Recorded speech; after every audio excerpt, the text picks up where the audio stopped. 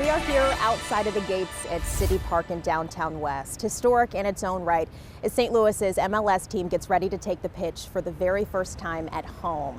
These very grounds, though, have their own history. They were once home to one of the predominantly black neighborhoods in the city. And now these pillars stand, the sands of time forever marking what was once Mill Creek Valley.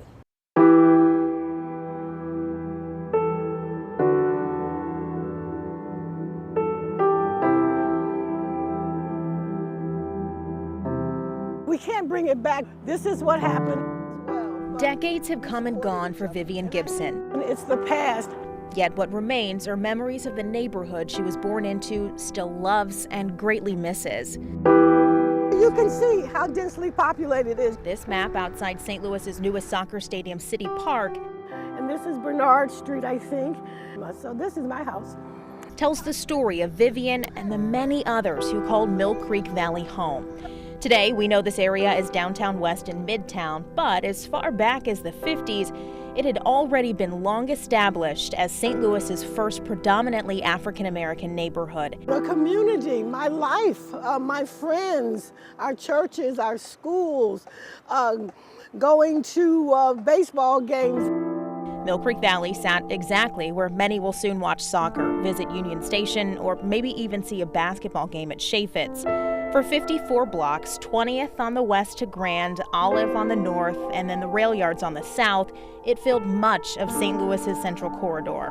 It was a pretty inclusive community. Gibson put her memories of growing up in the African-American neighborhood into this book, The Last Children of Mill Creek. She tells the stories about her parents, 7 siblings, and grandmother, all who lived in an 800-square-foot row house. You can see how densely populated it is. You had friends, you played in the streets. Gibson writes from the viewpoint of a young girl growing up in segregated St. Louis as she watched her home ripped away under the guise of urban renewal. I've had a long-standing interest in Mill Creek because my family was there. Gwen Moore is a Missouri History Museum historian looking at the neighborhood's history from the turn of the century to 1959 when the first building came down. We're looking at what happened after that building came down, after they tore down all those buildings. It was like about 5,000 buildings that they tore down. Moore says the idea to demolish Mill Creek came amid concerns about St. Louis's dwindling population and the overall look of downtown. And of course, it was characterized as a slum. The Chamber of Commerce, the Real Estate Exchange, one of the things that they were always saying is like when people get off the train at Union Station, what do they see? They see this black neighborhood here. That black neighborhood not only referred to as a slum in area newspapers, but also the city's #1 eyesore. Sure, it did have its issues, as any neighborhood does, but Moore says what's glossed over by history is the fact that Mill Creek Valley was a rich and vibrant community, a place where a notable financial institution was founded. With People's Finance Corporation, it actually became the commercial center of Black St. Louis. Joseph Mitchell said that it was the first commercial building built by black people in the country, and it was located in Mill Creek, right where Wells Fargo Advisors is today. Moore says the People's Finance Corporation had dozens of offices, a rooftop garden, even a ballroom. Doesn't sound like a slum to me. Everything, though, started to change in the mid-50s. City and county voters gave approval in '55 for a $10 million slum clearance bond issue. In '59, the first wrecking ball hit.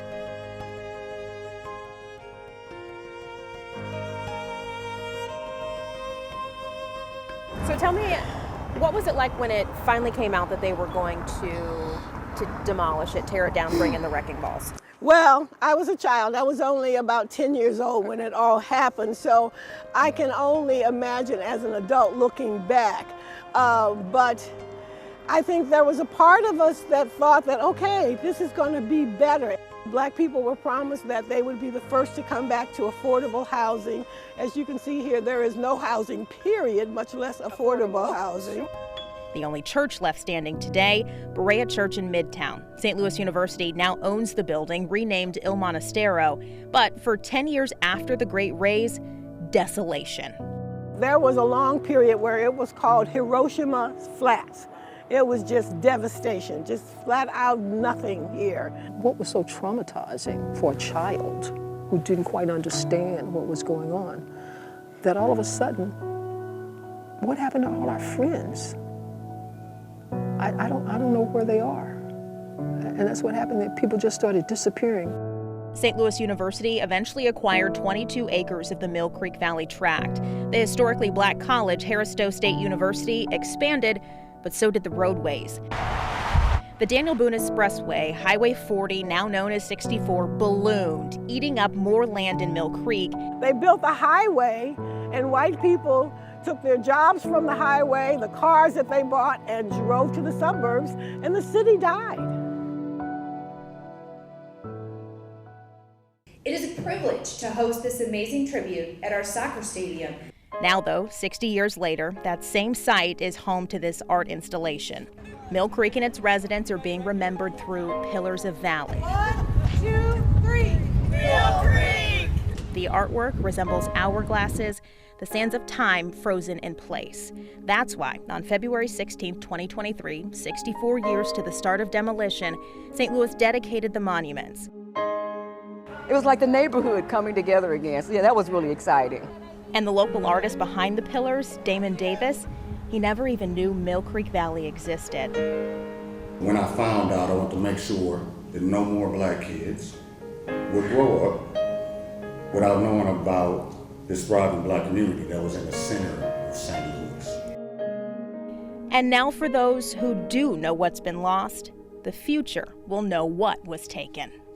And we lived in this segregated society that restricted us, contained us, but we still created something that was really special. We can't bring it back, but we can certainly learn from our past. And I think that's what's most important.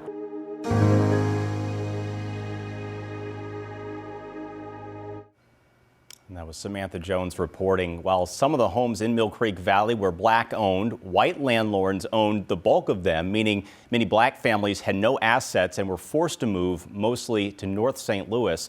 The Missouri History Museum is working on an exhibit commemorating Mill Creek Valley and the people who called the neighborhood home. That's expected to open to the public in 2025.